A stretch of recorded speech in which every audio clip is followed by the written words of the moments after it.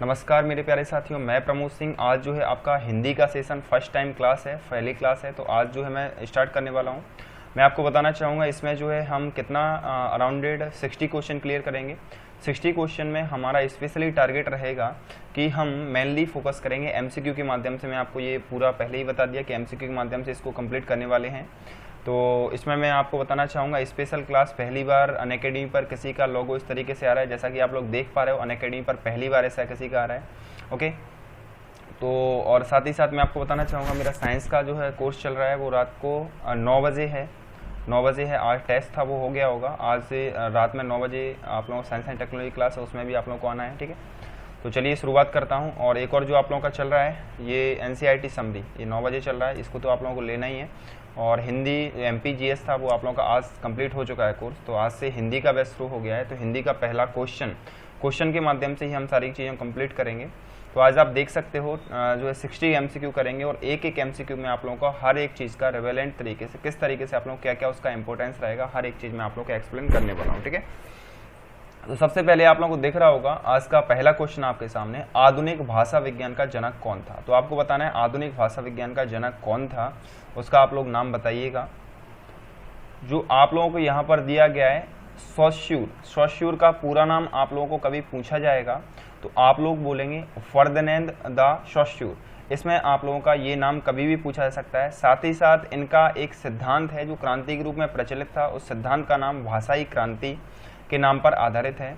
तो भाषाई विज्ञान का जनक कौन है, क्योंकि आज पहला डे है तो हम बेसिक क्वेश्चन से इसकी शुरुआत करेंगे, है ना।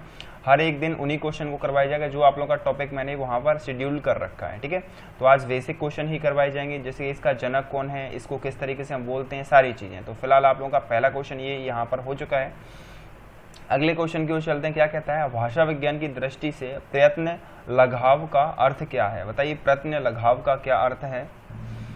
भाषा विज्ञान की दृष्टि से प्रयत्न लगाव का जो आप लोगों का अर्थ होता है उच्चारण की सुविधा, इसको हम कहते हैं। इसका दूसरा नाम प्रयत्न लगाव का होता है मुख सुख, यानी उच्चारण में सुविधा, बोलने में सुविधा, मुख सुख के नाम से भी जानते हैं प्रयत्न लगाव को। ठीक, अगला क्वेश्चन, वाराणसी का वनारस रूप में विकास उदाहरण है। तो वनारसी जो शब्द आप लोगों का था विकास में परिवर्तित हो गया, इसमें क्या हुआ है जिसके चलते इस तरीके से ये आप लोगों का आया हुआ है। देखो इसमें जो वाराणसी आप लोगों को दिख रहा है रा, इसमें आप लोगों का व्यंजन का लोप हो चुका है। वानारस यदि बोलेंगे तो ये भी आप लोगों का व्यंजन ही है, लेकिन जो अंग वाला व्यंजन जो आप लोगों का रहता है उसका लोप कर दिया गया है। ऐसा बोला जा रहा है कि हिंदी को यदि प्रयोजन मूल प्रयुक्ति से यदि बोलना है, प्रयोजनाबद्ध तरीके से यदि उसको बोलना है तो इसके प्रपेक्ष में मानक रूप से उसका विस्तार करना आवश्यक है, उस पर विचार करना अत्यंत ही आवश्यक है। टकसाली भाषा किसे कहते हैं, बताइए भाई टकसाली भाषा किसको कहते हो आप लोग। मैं अपना देखो टकसाली भाषा किसे कहते हैं, तो टकसाली भाषा जो आप लोगों का है ग्रामीण देहाती क्षेत्र में जो भाषा आप लोगों की बोली जाती है इसको हम टकसाली भाषा या ग्रामीण भाषा कहते हैं। निम्नलिखित में से भाषा की प्रमुख प्रकृति कौन सी है, तो बताइए भाई प्रमुख प्रकृति भाषा की कौन सी है। देखो भाषा की प्रकृति कौन सी है, तो भाषा जो आप लोगों की रहती है वो सरलता से क्लिष्टता की ओर चलती है, सरल से कठिनाई की ओर चलती है, ऐसा हम इसको कह सकते हैं। जिससे क्या है, शब्द का अर्थ समझने में किसी भी प्रकार का भ्रम उत्पन्न हमको नहीं होता है। कभी इसका यदि रीजन पूछ लिया जाए तो आप लोग यदि यही आंसर लिखोगे, यदि कभी मेंस में आता है, ये चीज़ें छोटी छोटी चीज़ें कभी मेंस में भी आती हैं आपकी। अगला क्वेश्चन आपसे क्या कहता है, न्यायालयी भाषा में शब्द और उसके अर्थ में डेड डेड डैश रहती है। तो न्यायालयी भाषा में शब्द और उसके अर्थ में क्या अंतर रहता है, क्या रहता है, मतलब बताइए। नहीं, देखो न्यायालयी भाषा में शब्द और उसके अर्थ में निश्चितता रहती है, क्योंकि यदि डबल मीनिंग वर्ड बोला जाएगा तो हो सकता है कि कहीं ना कहीं न्यायालय को या दोषी को कोई ना कोई परेशानी या कोई भ्रम उत्पन्न ना हो। ठीक, कोई भी बोली या भाषा मानकता प्राप्त करने पर हो जाती है। तो मानकता प्राप्त करने पर कोई भी बोली या भाषा कैसी हो जाती है। देखो कोई भी बोली या भाषा मानकता प्राप्त करने पर कैसी हो जाती है, तो मानकता का मतलब होता है एक विशेष क्षेत्र इकाई में बोली जाने लगी है, उसे एक स्पेशलिटी प्रदान हो गई है, तो वो बोलने में आसान हो जाती है। जैसे हिंदी आप लोगों की एक मानक भाषा है। ठीक है, एकाक्षरी भाषा परिवार से क्या तात्पर्य है, बताइए एकाक्षरी भाषा परिवार से क्या तात्पर्य है आप लोगों का। इसमें जो आप लोगों का है वी वाला राइट आंसर होगा चीनी भाषा परिवार। चीनी भाषा परिवार का मतलब देखो, चीनी तिब्बत और जो परिवार चीनी तिब्बती या कहें जो बॉर्डर वाले हैं, चीनी तिब्बत और भूटान, ये सारे जो हैं एकाक्षरी परिवार हैं। उनकी क्या है, अपनी ये खुद की विशेषता है। तो आप लोगों को डायरेक्टली याद कर लेना, एकाक्षरी भाषा परिवार चीनी भाषा परिवार होते हैं, उनकी मूल भाषा चीनी होती है। ज्ञान विज्ञान के तत्वों को व्यक्त करने वाले विशेष शब्दावली को हम क्या कहते हैं? बताइए, ज्ञान विज्ञान की इस विशेष शब्दावली को आप क्या कहते हो?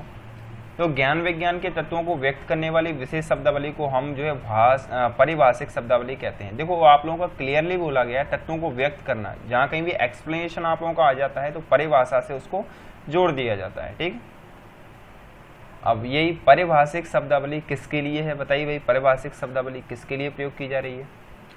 परिभाषिक शब्दावली जो आप लोगों का है वो सेम मैंने अभी बताया, पिछले वाले क्वेश्चन से रिलेट कर रहा है। ज्ञान की किसी एक शाखा के जिज्ञासु के लिए, एक विशेष दिशा में जो कोई व्यक्ति ज़्यादा एक्साइटेड रहता है तो उसके लिए परिभाषिक शब्दावली का हम प्रयोग करते हैं। परिभाषिक शब्दावली का निर्धारण कौन करता है? बताइए, परिभाषिक शब्दावली का निर्धारण कौन करता है? Very good. जो परिभाषिक शब्दावली का निर्धारण की बात कर रहा है तो भाषा वैज्ञानिक इसका निर्धारण करता है। ऑप्शन ए के साथ ही आप लोगों को जाना है, इसमें आपको कोई इश्यू जो है नहीं होना चाहिए। नेक्स्ट क्वेश्चन की ओर चलते हैं। वैज्ञानिक शब्दावली का तात्पर्य किस शैली से है? बताइए, वैज्ञानिक शब्दावली का तात्पर्य किस शैली से है?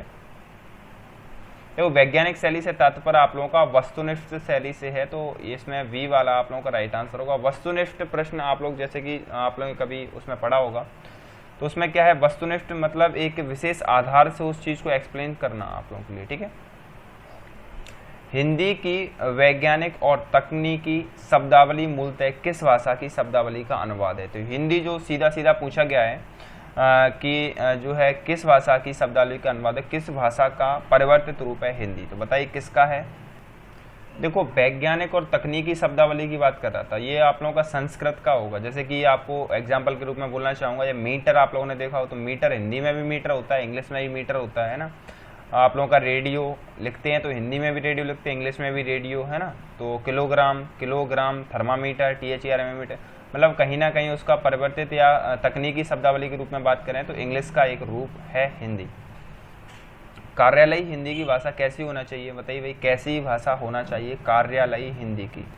देखो, इसमें जो कार्यालयात्मक हिंदी की भाषा जो है अभिधात्मक होना चाहिए। अभिधात्मक क्या होता है? एक ऐसी भाषा शैली जिसको हम बोलते हैं तो उसका एक शब्दार्थ या कहें वाक्यार्थ प्रकट होना चाहिए, उसका एक स्पेशली अर्थ होना चाहिए।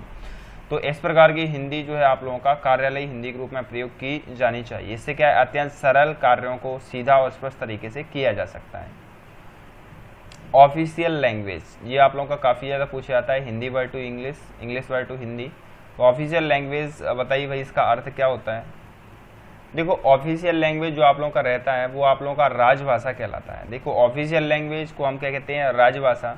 राष्ट्रभाषा की बात की जाएगी तो नेशनल लैंग्वेज को हम राष्ट्रभाषा कहते हैं। लोकभाषा की बात की जाएगी तो आप लोगों का इसको हम जो है पब्लिक लैंग्वेज कहते हैं। संपर्क भाषा को आप लोग कॉन्ट्रैक्ट लैंग्वेज कहते हैं। तो इस तरीके से आप लोगों को याद होना चाहिए। जैसे कि यदि ऑफिशियल लैंग्वेज आप लोगों का कार्यालयी शब्द के लिए प्रयोग किया जाता है तो ये आप लोगों का राजभाषा होता है। एडिटर, एडिटर आप लोगों ने सुना होगा काफ़ी सारा। एडिटर का अर्थ क्या है बताइए? देखो, एडिटर जो आप लोगों का रहता है वो संपादक आप लोगों का रहता है। संपादक जो आप लोगों का हिंदी का जो है परिवर्तित रूप है, जिसका मूल अर्थ जो है संपादित करना होता है, एक तरीके से बोला जाए तो। राजदूत की यदि हम बात करेंगे, राजदूत, तो राजदूत आप लोगों का जो है इनवॉय होता है, ENVOY। अभियंता, इंजीनियर को कहते हैं हम। संशोधक जो आप लोगों का रहता है वो मॉडिफायर रहता है। तो इसके हिंदी वर्ड आप लोगों को अच्छे से याद हो जाए। राजदूत क्या रहता है? इनवॉय, अभियंता, इंजीनियर, संशोधक, मॉडिफायर रहता है। अगला आप लोगों का दिया गया है ट्रेनिंग। तो ट्रेनिंग शब्द के बारे में बताइए, ट्रेनिंग का अर्थ क्या रहेगा? देखो, ट्रेनिंग जो आप लोगों का रहता है वो आप लोगों का प्रशिक्षण कहलाता है। किसी भी चीज़ का हम प्रशिक्षण लेने के लिए जाते हैं, जैसे आपको पुलिस वाला बना दिया, तो ऐसा तो नहीं है कि आप लोग जो है उसमें सारी गतिविधियों को पहले से परिचित हो। उसके लिए आप लोगों को ट्रेनिंग लेनी पड़ेगी कि पुलिस वाले का कार्य जो है किस तरीके से किए जाते हैं ना, तो वो आप लोगों की ट्रेनिंग कहलाती है। परीक्षण जो आप लोगों का रहता है वो टेस्ट होता है, और परिवीक्षा जिसको हम कहते हैं वो प्रोबेशन आप लोगों ने पढ़ा होगा, ठीक है, प्रोबेशन कहलाता है। इसमें आप लोगों का प्रशिक्षण के लिए ट्रेनिंग राइट आंसर होगा। आप लोगों का दिया गया है रिजर्वेशन। तो रिजर्वेशन का अर्थ आप लोगों को क्या रहता है बताइए? रिजर्वेशन जो आप लोगों का रहता है उसको हम आरक्षण कहते हैं। इसमें आप लोगों को कोई ऐसा भी चीज़ नहीं था जो आप लोग समझ ना पाओ। SC ST OBC का जो सबसे बड़ा मुद्दा आप लोगों का है वो आरक्षण ही दिया गया है। अनुसंधान जो आप लोगों का होता है इसको हम रिसर्च कहते हैं। क्या कहते हैं? रिसर्च। आप लोगों ने पढ़ा होगा। स्थिरीकरण को हम क्या कहते हैं? स्टेबलाइजेशन कहते हैं। और आरोपण को हम क्या कहते हैं? एलिगेशन कहते हैं। आरोप प्रत्यारोप विधि होती है ना, एलिगेशन, मिक्सचर एंड एलिगेशन वाला। तो इसमें आप लोगों का आरोप जो रहता है वो एलिगेशन कहलाता है, स्थिरीकरण के लिए स्टेबलाइजेशन, अनुसंधान के लिए आप लोग रिसर्च का प्रयोग करते हैं। ठीक है। रिजर्वेशन आप लोगों का होता है आरक्षण। तो बी वाला इसमें राइट आंसर होगा आपका। अपॉइंटमेंट। अपॉइंटमेंट आप लोगों ने सुना होगा। अपॉइंटमेंट क्या होता है बताइए भाई? अपॉइंटमेंट जो आप लोगों का रहता है उसको हम क्या कहते हैं? नियुक्ति कहते हैं। अपॉइंटमेंट जो आप लोगों का रहता है वो नियुक्ति कहलाती है।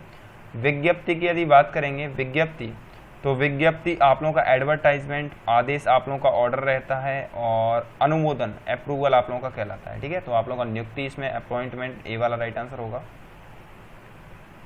रजिस्ट्रेशन का हिंदी अर्थ क्या होता है बताइए? क्या होता है रजिस्ट्रेशन का हिंदी अर्थ? जो आप लोगों का रहता है बिल्कुल पंजीकरण ही रहता है। तो सी वाला इसमें आप लोगों का राइट आंसर होगा। रजिस्ट्रेशन का क्या रहता है? पंजीकरण होता है। अभी नामांकन का आप लोगों का एनरोलमेंट रहता है। संशोधन के लिए आप लोग जो है अमेंडेंट का प्रयोग करते हैं। आरक्षण आप लोगों को अभी बताया मैंने, रिजर्वेशन है ना। निम्नलिखित में से कौन भाषा वैज्ञानिक नहीं है? तो बताइए ऑप्शन के अकॉर्डिंग कौन जो है आप लोगों के भाषा वैज्ञानिक नहीं है? देखो, भाषा वैज्ञानिक नहीं होने की बात कर रहा है तो भाषा वैज्ञानिक आप लोगों के जयशंकर प्रसाद नहीं है। ये महान जो है कवि और नाटककार हैं। तो जयशंकर प्रसाद इसमें आप लोगों का राइट आंसर होगा। ये जो आप लोगों के सुनीत कुमार चटर्जी, धीरेन्द्र वर्मा और भोलानाथ तिवारी, ये तीनों आप लोगों के जो है भाषा वैज्ञानिक हैं। नहीं होने की बात पूछ रहा था तो आप लोग जयशंकर प्रसाद हैं। राजभाषा आयोग के प्रथम अध्यक्ष कौन थे? बताइए राजभाषा आयोग के प्रथम अध्यक्ष आप लोगों के कौन थे? देखो, प्रथम अध्यक्ष के बारे में पूछ रहा है तो आप लोगों का बाल गंगाधर खैर जो है राजभाषा आयोग के प्रथम अध्यक्ष थे। या बोले प्रथम अध्यक्ष के बारे में 7 जून 1955 को राष्ट्रपति के आदेश के अंतर्गत जो है इनकी अध्यक्षता की शुरुआत हुई। ठीक है। पूर्व मुख्यमंत्री भी रह चुके थे इससे पहले गंगाधर खेर जी। राजभाषा आयोग के प्रथम अध्यक्ष कौन थे? तो ये आप लोग बताइए कौन थे भाई? पिछले वाले क्वेश्चन में भी बताया बाल गंगाधर थे खैर, तो आप लोगों का यही राइट आंसर होगा इसमें। तो भाषा की सार्थक और लघुत्तम इकाई कौन सी है? बताइए कौन सी है? देखो, सार्थक लघुत्तम इकाई की बात कर रहा है। लघुत्तम इकाई आप लोगों का शब्द है। यदि ये पूछता कि भाषा की सबसे छोटी इकाई या लघु इकाई आप लोगों की जो सबसे छोटी इकाई आप लोगों की ध्वनि होती है, लेकिन लघुत्तम इकाई पूछ रहा है तो आप लोगों का शब्द इसमें आप लोगों का राइट आंसर होगा। ठीक है। फिर उसके बाद पद आता है, फिर उसके बाद वाक्य आता है। ध्वनि, शब्द, पद और वाक्य। भाषा की लघुत्तम, स्वतंत्र एवं सार्थक इकाई को क्या कहते हैं? देखो, लघुत्तम भी है, स्वतंत्र एवं सार्थक इकाई है। देखो, भाषा की लघुत्तम, स्वतंत्र और सार्थक इकाई जो आप लोगों का होता है वो आप लोगों का शब्द होता है। मैंने अभी अभी आपको बताया था कि सबसे छोटी इकाई आप लोगों की ध्वनि, ध्वनि के बाद आप लोगों की शब्द ही आता है। सार्थक, लघुत्तम इकाई की कभी भी बात हो तो आप लोगों को शब्द ही टिक करना है। ठीक है। संपर्क भाषा कौन सी है? बताइए भाई, संपर्क भाषा, भारत में संपर्क भाषा कौन सी है? भाषा की जो है भारत की संपर्क भाषा के रूप में हिंदी का प्रयोग किया जाता है। सी इसमें आप लोगों का करेक्ट आंसर होगा। हिंदी भाषा की उत्पत्ति हुई है। हिंदी भाषा की उत्पत्ति बताइए भाई किस काल में हुई है या किस चीज़ से हुई है? डॉक्टर नागेंद्र का नाम आप लोगों ने सुना होगा। उनकी एक पुस्तक है हिंदी साहित्य का इतिहास। तो डॉक्टर नागेंद्र ने अपनी पुस्तक हिंदी साहित्य के इतिहास में लिखा है कि हिंदी भाषा का उद्गम सैरसेनी अपभ्रंश के अपवर्तित से हुआ है। अर्धभाषा जो आप लोगों की थी, अर्धभाषी, और साथ ही साथ मगध का भी इसमें थोड़ा बहुत मेल है। तो सैरसेनी अपभ्रंश अर्धरूप भाषी और मगध का इसमें मेल है। इसी के साथ हिंदी का जो है जन्म हुआ। किसे हिंदी की शैली नहीं मानते? बताइए, ऑप्शन के अनुसार आप लोग बताइए किसको हिंदी की शैली नहीं मानते हैं? देखो, शैली नहीं मानने की बात कर रहा है तो मैं पहले आपको बताना चाहूँगा, वर्तमान में हमारे जो है हिंदुस्तान में 3 शैलियाँ प्रचलित हैं। एक आप लोगों की हिंदुस्तानी, दूसरी आप लोगों की उर्दू और तीसरी आप लोगों की संस्कृत हिंदी। इसके अलावा एक और जो है आप लोगों की आजकल जो है आप लोगों की चल रही है, जिसको हम दक्कनी हिंदी के नाम से जानते हैं। दक्षिण के लोग जो है अपनी दक्षिणी भाषा बोलते हैं, उसी के साथ साथ दक्कनी हिंदी बोलते हैं। ठीक है। तो ये 4 जो है बोलियां नॉर्मल रूप से शैली आप लोगों के यहाँ चल रही हैं। लेकिन आप लोगों का मनसबी जो है ऐसी कोई भी शैली नहीं है। मनसबी आप लोगों का इसमें गलत आंसर होगा। ठीक है। ये आप लोगों की हैं, ये तीनों की तीनों पहले से ही बोलने जाने वाली बोलियां हैं। दक्कनी भी दक्षिण भारत में बोली जाने वाली हिंदी है। नीचे भाषा की 4 विशेषताएं दी गई हैं, इनमें से एक गलत विशेषता है, उस गलत विशेषता को चुन करके बताइए। 4 विशेषताएं दी गई हैं, इनमें से गलत ये है कि भाषा पैतृक संपत्ति होती है। ऐसा बिल्कुल भी नहीं है, भाषा आप लोगों की पैतृक संपत्ति नहीं है। देखो, भाषा की प्रमुख विशेषताएं जो आप लोगों को एक किताबी अनुसार मैं आपको बताना चाहूँगा। सबसे पहला, भाषा जो है प्रतीकात्मक होना चाहिए। प्रतीकात्मक का मतलब उसे प्रदर्शित करने के लिए कुछ ना कुछ, कोई ना कोई वर्ड होना चाहिए। जैसे कि हमारी हिंदी भाषा प्रतीकात्मक है। प्रतीक कैसे, जैसे छोटा आ को हम ऐसे बनाते हैं तो ये छोटा आ का प्रतीक है, समझ रहे हो बात को, तो ये होता है प्रतीकात्मक होना चाहिए। भाषा ध्वनिमय होना चाहिए, जैसे हम इसको लिखते हैं तो ये क्या बना हुआ है, तो आ, तो ये ध्वनात्मक हो गया। तो पहला आप लोगों का प्रतीकात्मक, दूसरा आप लोगों को ध्वनात्मक। भाषा का संबंध मनुष्य से है, बिल्कुल है भाई।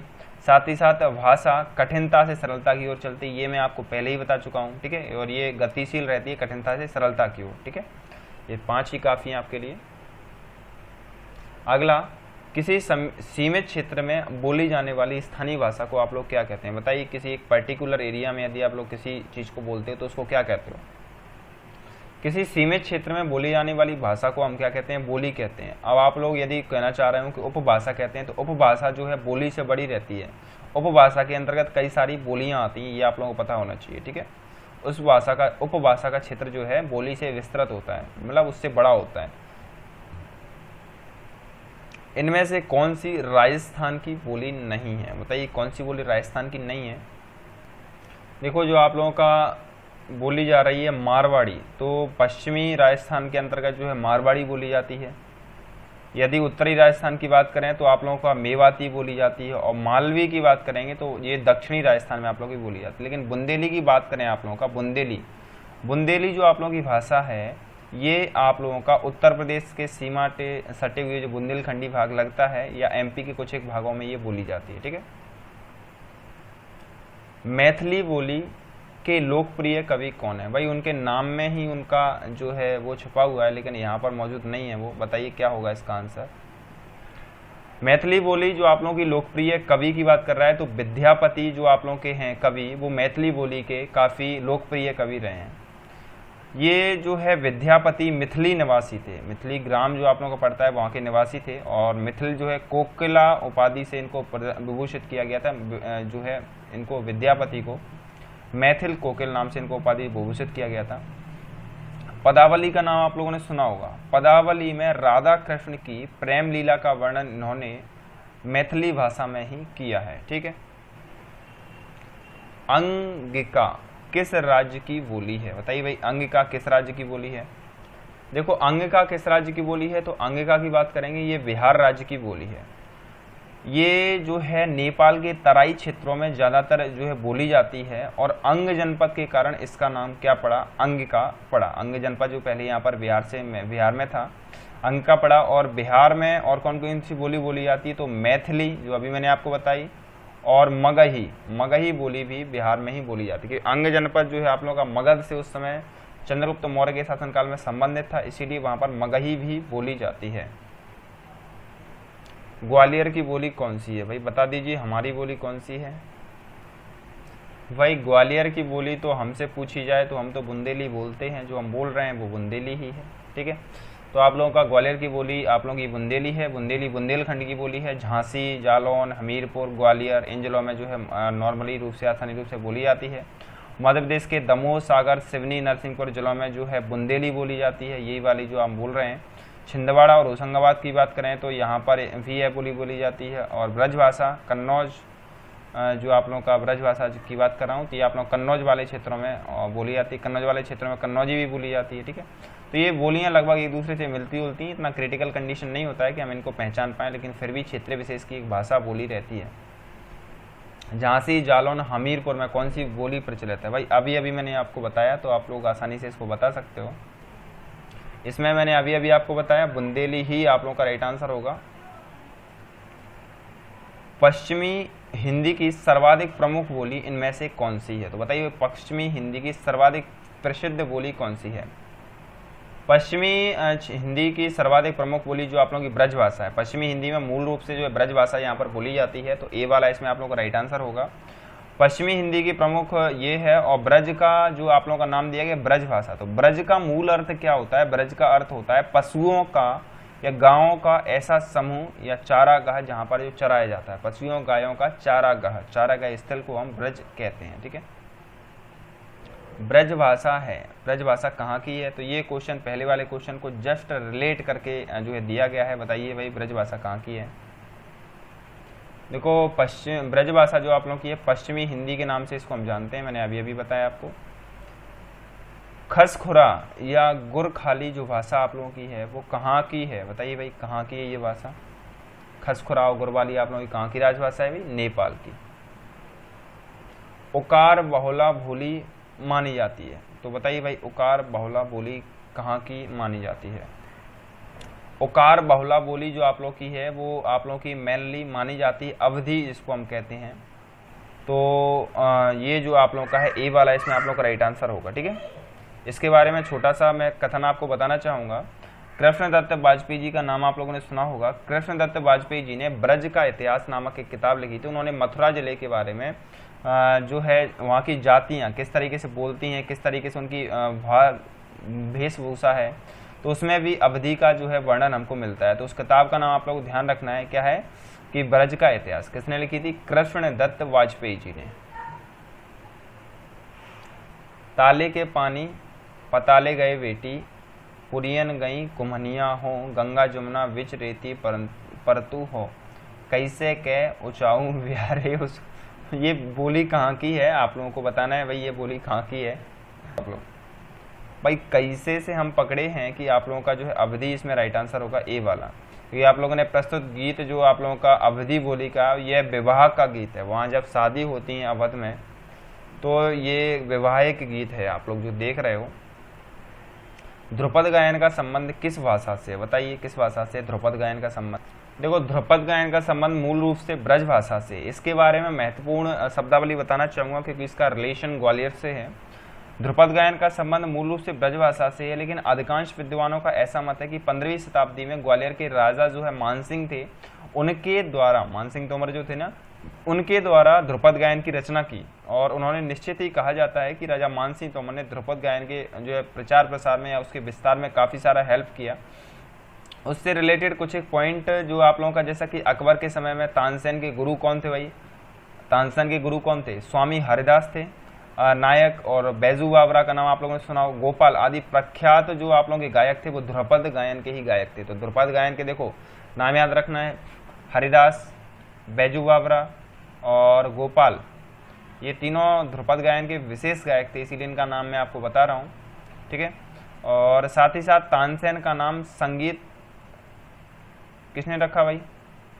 संगीत सार और रगमाला, कृष्ण लीला नामक जो है ग्रंथ मिलते हैं तानसेन के नाम से। तानसेन ने भी इन गायनों की जो है रचना का संबंध ब्रज भाषा में ही किया था। ठीक है, ध्रुपद गायन का विशेष रूप से आप लोगों को माना जाए ग्वालियर घराने को इसका पूरा श्रेय जाता है। सही युग्म चयन कीजिए भाई, चयन करके बताइए। देखिए आप लोगों का दिया गया है कि सही युग्म आप लोगों का पश्चिमी हिंदी की बात कर रहा है। पश्चिमी हिंदी का फाइनली संबंध, देखो जब भी हम लोग पढ़ते हैं तो आप बस सीरियसनेस होना चाहिए पढ़ाई में। देखो सही युग्म आप लोगों का पश्चिमी हिंदी की बात कर रहा है। पश्चिमी हिंदी मूल रूप से खड़ी बोली का परिवर्तित रूप रहता है। ठीक है, पश्चिमी हिंदी में मूल रूप से खड़ी बोली ही बोली जाती है, क्या परिवर्तित रूप। अगला क्वेश्चन, खड़ी बोली व ब्रज भाषा किस उपभाषा के अंतर्गत आती हैं? बताइए भाई खड़ी बोली और ब्रज भाषा किस उपभाषा के अंतर्गत आती हैं? तो खड़ी बोली जो आप लोगों का है वो पश्चिमी हिंदी उपभाषा के अंतर्गत आता है, तो सी वाला इसमें आप लोगों का परफेक्ट और क्लियर राइट आंसर होगा। ठीक है, अगला क्वेश्चन आप लोगों से क्या कहता है, इनमें से बिहारी हिंदी का स्वरूप नहीं है। कौन सा स्वरूप जो है बिहारी हिंदी का नहीं है? बताइए। देखो बिहारी हिंदी का स्वरूप ना होने की बात कर रहा है, तो अवधी भाषा जो आपकी बिहारी हिंदी से कहीं तक उसका कोई रिवोल्यूशन या रिलेशन नहीं है। निम्नलिखित बोलियों में से पूर्वी हिंदी की बोली नहीं है, तो ना होने की बात कर रहा, ना कि होने की। तो बताइए भाई कौन सी बोली जो है पूर्वी हिंदी की नहीं है? जो आप लोगों का फाइनली वैसे ही पकड़ में आ गया, भोजपुरी आप लोगों का इसमें राइट आंसर होगा। भोजपुरी जो है पूर्वी हिंदी की भाषा या बोली में नहीं बोला जाता है। हिंदी भाषा की बोलियों के वर्गीकरण के आधार पर छत्तीसगढ़ी बोली है। छत्तीसगढ़ी बोली कहाँ की है? अभी पिछले ही क्वेश्चन से आपका रिलेशन है। देखो वर्गीकरण के आधार पर छत्तीसगढ़ी बोली जो आप लोगों का पूर्वी हिंदी के अंतर्गत आता है, मैंने पिछले वाले में बताया था पूर्वी हिंदी में आप लोगों का छत्तीसगढ़ी, वघेली और अवधी आता है पूर्वी हिंदी में, लेकिन नहीं आने वाला भोजपुरी जो है नहीं आता है पूर्वी हिंदी में। अगला क्वेश्चन आप लोगों का पश्चिमी हिंदी के अंतर्गत कौन सी बोली नहीं आती, तो बताइए कौन सी बोली नहीं आती है। पश्चिमी हिंदी के अंतर्गत कौन सी बोली नहीं है, तो बघेली जो बोली आप लोगों की है वो आप लोगों की उसके अंतर्गत नहीं आता है। निम्न में से कौन सी पश्चिमी हिंदी में नहीं है, तो पश्चिमी हिंदी में नहीं होने की बात कर रहा है, कौन सी नहीं है बताइए। पहले भी मैंने आपको बताया था कि बघेली, तो सेम कंडीशन आप लोगों का बघेली जो है नहीं आएगा, तो आप लोगों का सी वाला ही राइट आंसर हो जाएगा। इनमें से पश्चिमी हिंदी की बोली नहीं है, बताइए भाई कौन सी जो है पश्चिमी हिंदी की बोली नहीं है। आप लोग एक बात नोटिस कर रहे होंगे, साथ ही साथ जो बघेली तो आप लोगों का नहीं है, उसके साथ लेकिन अन्य जो बोलियां आ रही हैं वो आप लोगों की पश्चिमी हिंदी की हैं, जैसे कि बुंदेली, ब्रज बोली, कन्नौजी, इधर आप लोगों का जो है बंगाऊ, बुंदेली, कन्नौजी है ना, इस तरीके से आप लोगों का एक एक रूप में जो आ रहा है वो तो आप लोगों की है, नहीं तो सिर्फ बघेली ही है। अब एक और आप लोगों का पश्चिमी हिंदी की बोली नहीं है, लेकिन इसमें बघेली भी नहीं है, फिर कौन सी एक और है जो आप लोगों की पश्चिमी हिंदी की बोली है? नहीं है, सॉरी नहीं है। देखो कौन सी पश्चिमी हिंदी की बोली नहीं है, तो वो 22 वाले का आप लोगों से बोल रहा है, वो आप लोगों का डोंगरी की नहीं है, तो इसमें जो आप लोगों का डी वाला राइट आंसर होगा। निम्नलिखित में से एक पश्चिमी हिंदी वर्ग बोली नहीं है, तो पश्चिमी हिंदी वर्ग की कौन सी बोली नहीं है। लगातार ये बोली वाले क्वेश्चन परेशान नहीं होना है, थोड़ा सा पेशेंस रखना है। इसमें आप लोगों का पश्चिमी हिंदी के अंतर्गत छत्तीसगढ़ी जो है नहीं बोली जाती, छत्तीसगढ़ी की बात करेंगे तो ये आप लोगों की नहीं बोली जाती है। सेम कंडीशन आप लोगों का जो है पश्चिमी हिंदी के अंतर्गत नहीं बोली जाती है, तो यहाँ पर हमको सेम दिख रहा है छत्तीसगढ़ी, लेकिन इसके अंतर्गत ये जो बोली हैं वो बोली जाती हैं, तो आप लोगों को ये याद कर लेना है, ठीक है। इस तरीके से क्वेश्चन में मुझे डिफेक्ट लग रहा है। पश्चिमी हिंदी में कितनी बोलियां हैं, ये क्वेश्चन सही है थोड़ा सा। तो पश्चिमी हिंदी कितनी बोलियां हैं, तो 4 बोलियां हैं पश्चिमी हिंदी की, कुल 4, और चारों की चारों में अभी आपको बता चुका हूँ। देखो छत्तीसगढ़ी नहीं है, तो बुंदेली, कोरवी है, खड़ी बोली, कन्नौजी, ब्रज, खड़ी बोली ब्रज एक ही में आता है। पश्चिमी हिंदी की बोली है, अब आप लोगों को बताना है कौन सी है, तो मैंने अभी अभी आपको जो है वाली बता करके आया हूँ, तो बताइए कौन सी है। पश्चिमी हिंदी की बोली जो आप लोगों की कन्नौजी है, तो कन्नौजी आप लोगों का बी राइट आंसर होगा इसमें। इनमें से कौन सी बोली पश्चिमी हिंदी के अंतर्गत नहीं आती है, तो देखो कन्नौजी तो आती है, आप लोग क्लियर हो गया। कौन सी नहीं आती, तो बताइए कौन सी नहीं आती। इसमें जो आप लोगों का राइट आंसर होना है वो अवधी, डी वाला आपका राइट आंसर होगा। कन्नौजी हिंदी की किस उपभाषा की एक बोली है, कन्नौजी हिंदी जो है आप लोगों की हिंदी की किस भाषा की एक उपबोली है, बताइए। देखो ये स्पेशली पश्चिमी हिंदी भाषा के लिए प्रयोग की जा रही है, तो पश्चिमी हिंदी इसमें आप लोगों का राइट आंसर होगा बी वाला। अगला क्वेश्चन कहता है निम्नलिखित में से कौन सी बोली पश्चिमी हिंदी के अंतर्गत नहीं आती है, तो बताइए कौन सी बोली जो है पश्चिमी हिंदी के अंतर्गत नहीं आती है। क्या पश्चिमी हिंदी के अंतर्गत नहीं आती है, तो अवधि नहीं आती है। कन्नौजी, बुंदेली, ब्रज भाषा तो आप लोग की आती है, खड़ी बोली भी आती है, लेकिन अवधि नहीं आती है। और ये रहा इनमें से पश्चिमी हिंदी की बोली कौन सी नहीं है, तो बता दीजिए भाई कौन सी आप लोगों की नहीं है। इसका आंसर जो आप लोगों का नहीं की पूछ रहा है, तो आप लोगों का बघेली इसमें आप लोगों का राइट आंसर होगा। आई होप इसी के साथ आप लोगों का आज का क्विज वाला सेशन समाप्त होता है। इसका PDF आप लोगों को ग्रुप के माध्यम से मिल जाएगा। एंड ये आप लोगों का लाइव जो सेशन चल रहा है आप लोग देख पा रहे होंगे, जो है लाइव 7 बजे से यूज़ होता है, तो कीजिएगा। एंड कोई भी यदि प्लस कोर्स परचेस करना चाहता है तो MCG Academy 10 का रेफरल कोड यूज़ करना, जिससे आप लोगों को 10% का डिस्काउंट मिलेगा अनअकैडमी पर। मेरा यूट्यूब चैनल MCG Academy, जहाँ पर आपको रिवीजन वीडियोज़ मिलता है, तो वहाँ पर भी आप लोग देखिएगा। और Unacademy profile Pramod Singh Rawat follow जरूर कर लीजिए। 9 बजे अभी आप लोगों का प्लस कोर्स चल रहा है साइंस एंड टेक्नोलॉजी का, तो उसमें भी आप लोगों को आने की कोशिश जरूर करना है। NCERT समरी आज 6वां लेसन है, आप लोग यहाँ देख सकते हो। और ये आप लोगों का आज से इसमें 21 लेसन आप लोगों के रहेंगे स्टार्ट 1 मई से, तो आज से स्टार्ट हो चुका है, ठीक है। चलिए इसी के साथ मिलते हैं 9 बजे की क्लास में साइंस एंड टेक्नोलॉजी की। आई होप आशा करता हूँ तो जो है आप लोग लाइक ज़रूर करोगे, अपने फ्रेंड्स के साथ शेयर भी करोगे। ओके।